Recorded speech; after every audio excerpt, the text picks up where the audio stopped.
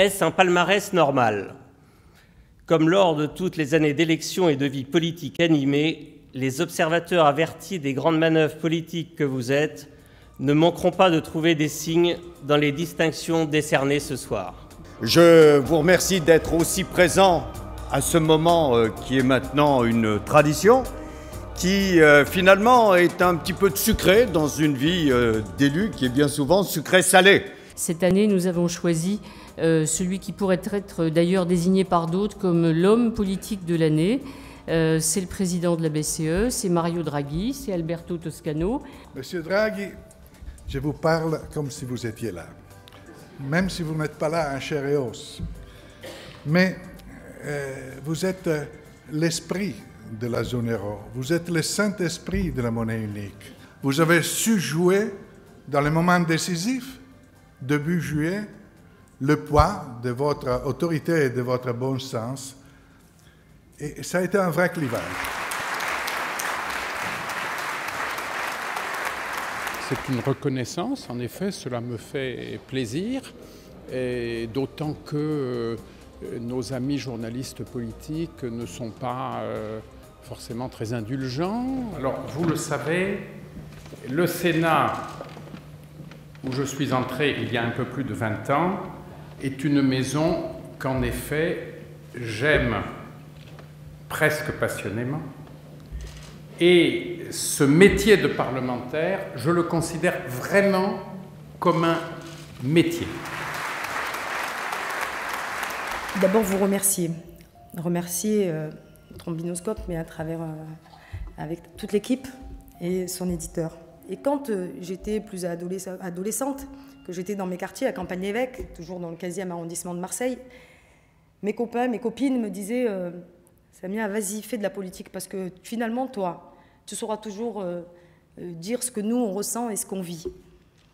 Et je me suis fait une promesse, et je leur ai fait une promesse, c'est de jamais trahir, de jamais les trahir, parce que si je les trahissais, j'aurais le sentiment de me trahir moi-même.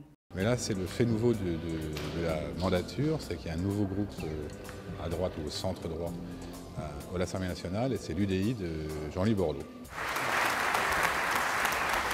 Je ne serai jamais, ma chère Najat, et c'est ô combien justifié, la révélation politique de l'année. Il ne me reste plus qu'à devenir l'homme politique de l'année. Enfin, quand je vois ce qu'il faut faire, je me souhaite bien du courage. Non mais à vous, je peux le dire, en fait, je suis super émue.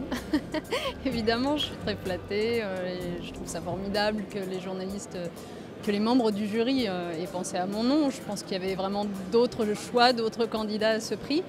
Manuel Valls est le premier flic de France, comme disait le Tigre. Et il est en même temps populaire, ce qui est assez rare.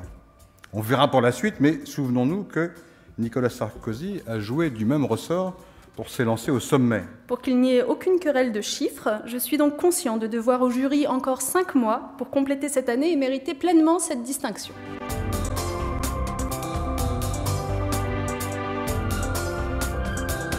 On récompense François Hollande, homme politique de l'année, parce qu'il est devenu le président de la République, est entré dans l'histoire de la gauche et forcément dans l'histoire de France. Dans ces périodes très difficiles, il tient la barre. Au milieu de la pluie, de la bourrasque que nous voyons en dehors, il a gardé, comme vous le disiez, sa sérénité, sa ténacité, son sens de l'intérêt général. Merci mille fois. On vient d'avoir une année électorale 2012 très particulière, avec un nouveau président, un nouveau gouvernement et une nouvelle Assemblée nationale. Donc beaucoup de changements. Il s'agit donc davantage de promesses que de réalisations. Il s'agit plus d'engagement, d'espérance, d'attente, que pour l'instant de résultats concrets. Mais il est toujours bon d'exprimer ses attentes et ses espérances devant les responsables, les élus politiques, en attendant justement l'an prochain ou celle d'après d'évaluer les résultats.